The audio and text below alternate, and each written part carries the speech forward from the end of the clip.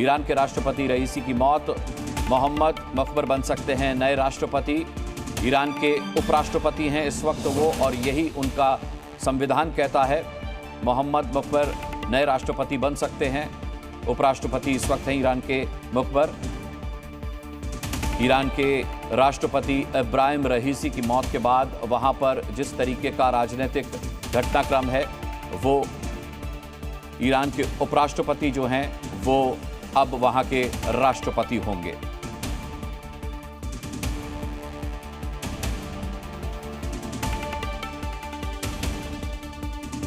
UK Debnath जी भी अब हमारे साथ जुड़ चुके हैं। यूके देवनाथ जी, आपको मेरी आवाज मिल रही है?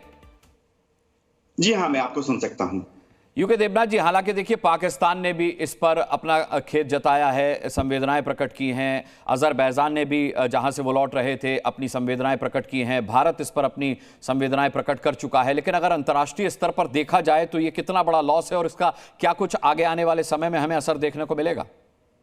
जी हाँ, अंतर्राष्ट्रीय स्तर पर यह बहुत ही सेंसिटिव मामला है। हम भूल नहीं सकते कि ईरान इस वक्त हमास और इजराइल के युद्ध में बहुत ही अच्छी तरह से, पेचीदी तरह से जुड़ा हुआ है। ईरान का पूरा समर्थन है हिजबुल्लाह को, हूती को और हमास को, ताकि वो इजराइल के ऊपर बार बार हमला करे। और इसके पीछे बहुत बड़ा कारण ये था कि 1979 के रेवोल्यूशन के बाद से ही ईरान का अमेरिका के साथ और ईरान का इजराइल के साथ जो पारस्परिक संबंध है वो बहुत ही नाजुक स्थिति में रहा है।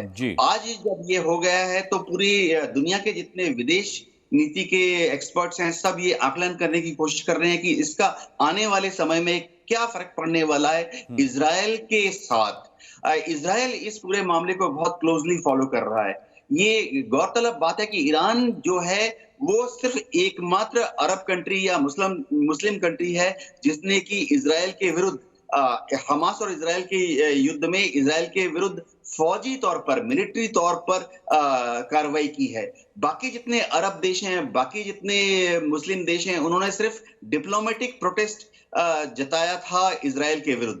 तो अब क्या ईरान अपनी पॉलिसी में कोई बदलाव करेगा? लेकिन आकलन यह है कि ईरान में जो पॉलिसी चेंजेस होते हैं वो इतने आसानी से नहीं होते हैं। आयतुल्लाह खुमैनी जो सुप्रीम लीडर हैं, उन्हीं का जो गाइडेंस है, उन्हीं के गाइडेंस में ही अब आने वाले जो वाइस प्रेसिडेंट हैं वो अगले 50 दिन तक काम करेंगे।